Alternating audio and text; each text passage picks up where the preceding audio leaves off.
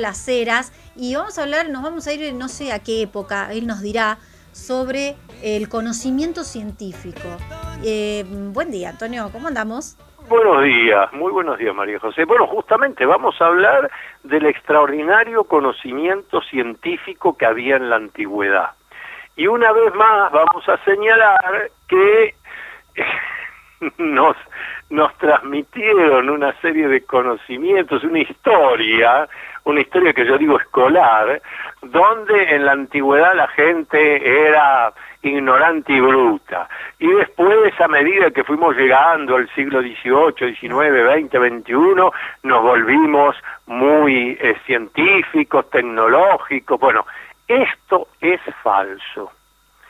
Lo real es que nos han dado una historia de la humanidad que ha sido recortada, donde se le han sacado partes enteras. Hablemos de algo que hace a nuestro continente.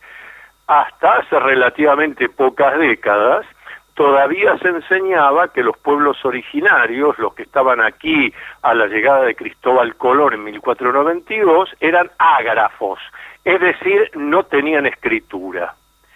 Bueno, los hechos demostraron que de todos los papiros o códices, los códices mayas, de todos los cientos de códices que se quemaron para decir que los precolombinos eran ágrafos, no sabían leer ni escribir, quedaron cuatro códices, los pueden buscar en Google, los códices mayas, donde con un sistema ideográfico muy parecido al egipcio, escriben y transmiten información. Ahora, ese mismo pueblo que se supone que no sabía leer ni escribir, etcétera, conocía la duración astronómica del año terrestre. Estamos hablando de antes de la llegada de Colón. Esta información la tenemos por los investigadores, pero después, esto ya más de 1000 años atrás, los mayas, los aztecas, muy avanzados los incas, tenían información como, por ejemplo, el hecho de que la duración del año astronómico de los mayas tenía un error. Primero lo voy a decir de la manera en que no impresiona, de 2/10 milésimas, o sea, 365 días, 2/10 milésimas significa 0,0002. Allá por el fin del siglo XVIII, comienzos del siglo XIX, en una reunión de la Academia de Ciencias de París, que en ese momento era hablar de lo máximo académico, Pierre Simon, más conocido como el Marqués de Laplace, un astrónomo, un físico, un filósofo muy importante, él da una conferencia en la Academia de Ciencias de París, vuelvo a decir, comienzos del siglo XIX, estoy hablando de 1803, 1804, da una conferencia en la Academia de Ciencias de París y dice: señores, estos conocimientos los tienen que haber sacado de algún lado. ¿De qué manera esta gente conocía con esa precisión la duración del año terrestre? Y hasta se permite una ironía que dice: ¿realmente estará equivocado en 2/10 milésimas? ¿O será que hace miles de años, cuando se tomó esa medición, esa variación de la Tierra era la correcta, y después, como todo en el sistema solar y en el espacio, va teniendo algunas variaciones? Bueno, ese es un dato real. Te cuento otros interesantísimos, todas las cosas que pueden googlear. Allá, después de la Segunda Guerra Mundial, un ingeniero en petróleos de apellido Koenig, está en Bagdad, domingo, y domingo no trabaja, decide ir a visitar los museos. Entra al Museo de Arqueología de Bagdad, vuelvo a decir, termina la Guerra Mundial, estoy hablando de 1950 aproximadamente, y empieza a ver las piezas, y encuentra unas con un rótulo típico de los arqueólogos cuando, esto lo digo yo y lo denuncio yo, cuando los arqueólogos no saben qué poner, no dicen, en general no dicen, ignoramos de qué se trata, ponen objeto de culto, objeto de veneración, bueno, sí, ¿te das cuenta? Claro, ya está, es algo que tiene con los dioses. Pero claro, este hombre es un ingeniero, entonces mira eso y ve que son unos potes de cerámica que adentro tienen algo como un cilindro de carbón. El hombre se da cuenta enseguida que es eso. Son piezas que tienen como mínimo 2500 años. Entonces se da cuenta lo que es, se retira y al día siguiente en que el museo ya está abierto con sus autoridades, pide hablar con el director del Museo de Bagdad y le dice, mire, esto que ustedes tienen escrito acá, objeto de culto, estos son pilas como, hablo de 1950, pilas como las que se usaban para cargar una linterna, más rudimentarias. Dice, si usted me permite, yo voy a hacer un experimento ahora, con una o dos o tres de ellas, lo único que voy a hacer es poner agua destilada y un polo positivo, un polo negativo, dos alambrecitos.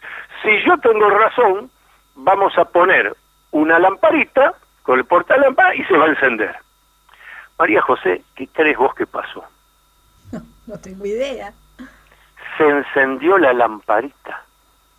Búsquelo en Google con el nombre Pilas de Bagdad. Buenísimo. Claro, es otra, diremos, es otra tecnología, no claro. Utilizaban metal, no decime muchachos, la finalidad es la misma. No termina esto aquí. En todo ese periodo de mucha actividad petrolera, otro ingeniero está en Nínive, también trabajando en petróleos, y hace lo mismo, un fin de semana se va y encuentra unos objetos que curiosamente, ¿sabes qué dice María José? No. Objetos de culto. Ah, también son objetos. Sí, objetos de culto, y para los que habían puesto ese rótulo decían que era algo así, como era un círculo, que era algo así como para colgarlo del cuello. Este hombre ve varios de esos y hace el mismo operativo que les acabo de decir que hizo Koenig. Va a hablar con el director y dice, ¿me deja hacer un experimento? Estos no son objetos de culto, estos son lentes de aumento, son lupas, o son elementos para telescopio. Bueno, búsquenlo, pues, las lentes de Bagdad en Google. ¡Qué genialidad! Pero te das cuenta que ha habido toda una tecnología que nos la tiraron a un costado, y ahora te voy a dar el ejemplo más notable, porque además lo pude investigar yo personalmente. A comienzos del siglo XX, un grupo de pescadores en el mar Egeo, cerca de la isla de Antiquitera, tiran sus redes, como siempre, en busca de los peces. Y viene algo en las mismas redes, viene algo metálico, que se nota que ha estado bastante tiempo bajo el mar, que tiene incrustaciones de caracoles, pero se ve que es algo metálico, se ve que tiene tuercas, se ve que tiene tornillos. Bueno, obviamente esos pescadores les llama la atención, van a ver a lo que sería el alcalde, el intendente de la isla de Antiquitera, se lo dan, el hombre dice, esto es algo raro, lo vamos a mandar a los arqueólogos en Atenas, la capital de Grecia. Bueno, hoy en día, como se siguieron rescatando más trozos, yo he estado tanto en Antiquitera, en la isla, como en el Museo Arqueológico de Atenas, que tiene una habitación entera con distintos trozos de este objeto, que por eso lo van a encontrar en Google como el mecanismo de Antiquitera. Se calcula que es de la época de Jesús, debe tener unos 2000 años. ¿Saben lo que es? No, Tiene ni idea. tuercas, tiene tornillos, tiene ruedas dentadas, ruedas circulares. Es lo que se llama una computadora analógica. Es decir, antes que llegaran nuestras computadoras estas, todas del ciberespacio, las anteriores también, que eran muy grandes, en este caso esta tiene su tamaño, tenían tuercas, tornillos. Bueno, es una computadora analógica con la cual vos podías predecir sin ninguna dificultad y con precisión cuándo es el equinoccio de primavera, cuándo es el de otoño, cuándo llega el invierno, con la posición de las estrellas en el cielo a lo largo del año. Ahora, tiene 2000 años. Este es un hecho que los científicos reconocen, ahí sí, nadie lo ha discutido. Les vuelvo a decir, hay una habitación entera en el Museo Arqueológico de Atenas, no solo con los trozos, sino con lo que los físicos y los astrofísicos han trabajado para determinar qué era esa computadora. Ahora decime, ¿quién tenía hace 2000 años un aparato de este tipo? ¿Quién tenía pilas para encender lamparitas? ¿Quién tenía lentes de aumento para ver como el microscopio o el telescopio, si suponemos que el telescopio es un invento de comienzos del 1600, de hace 400 años? Pues todo esto existía y de alguna manera muy rara se perdió. Otra cosa fundamental, en plena Edad Media, la mayoría de la gente estaba convencida de que la Tierra era plana. Hace 2500, 3000 años, Eratóstenes, Ptolomeo, todos no solo conocían que la Tierra era redonda, medio achatada, sino que hasta habían calculado el diámetro de la Tierra. Y después todo eso se fue perdiendo. ¿No es curioso, no es raro? Sí, no sé, me da miedo preguntar por qué. Bueno, uno sospecharía, y hay que ver si esto tiene algún correlato con la actualidad, uno sospecharía que una cantidad de conocimientos científicos, tecnológicos, se mantuvieron siempre ocultos al pueblo. Yo les decía recién lo de Eratóstenes, pero Eratóstenes nació en el año 276 antes de Jesús, y 200 años antes de Jesús había calculado, determinado el diámetro terrestre con una exactitud notable. 36.690 kilómetros. Es un error menor al 1%. ¿Cómo se explica esto? Y todo esto se perdió porque, bueno, una de las hipótesis es esta de tenerlo en secreto y no hacerlo masivo, no darlo a conocer. Sí, una manera de dominar al pueblo, y eso los egipcios lo hicieron muy bien, entre otros, pero hablar del antiguo Egipto, para no hablar de actualidades.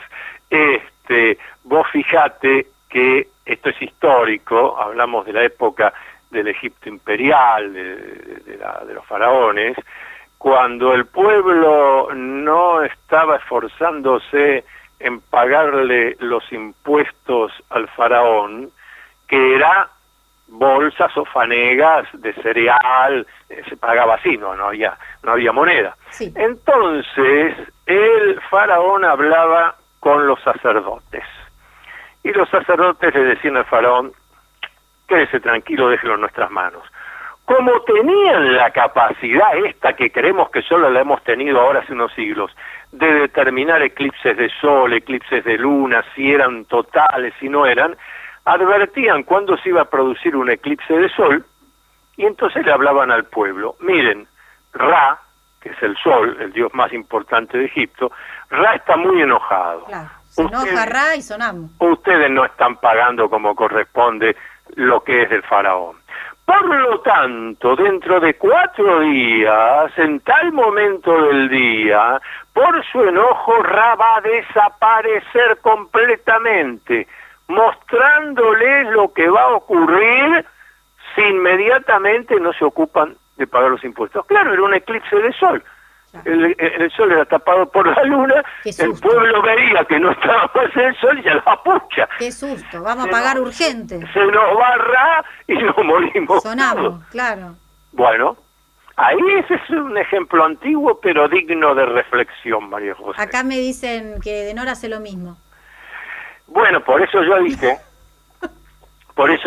se viene la oscuridad. Voy a traer un ejemplo antiguo, pero también les dije, veamos que, bueno, tenemos ejemplos actuales de cosas donde nos falta información. Todo el día, todo el tiempo. Por eso es muy bueno hablar de estos temas del ocultamiento sistemático. Yo te vuelvo a decir, en plena Edad Media la mayoría de la gente pensaba que la Tierra era plana. Sin embargo, hace 2500 años, ninguna persona culta pensaba que era plana, hasta tenía las dimensiones. ¿Qué pasó que después todo eso se borró, desapareció? Lo ocultaron. Qué bárbaro. Antonio, como siempre, nos trae de los mejores temas y nos deja pensando. Para reflexionar. Para reflexionar. Bueno, seguimos la semana que viene. Un luminoso abrazo para todos. Un abrazo, gracias. Luminoso abrazo. Gracias. Antonio Las Heras y todos estos temas, ¿no? Conocimientos científicos que nos ocultaron durante tanto tiempo y lo que también sigue pasando, ¿no? Algunos temitas que no nos quedan muy claros y que por ahí, por no estar enterados, nos da miedo. Vamos a la música, volvemos, no se vayan, no se vayan porque vamos a hablar del sistema judicial y alguien que se atrevió a hacer público lo que estaba pasando termina renunciando, pero lo hizo público antes de irse.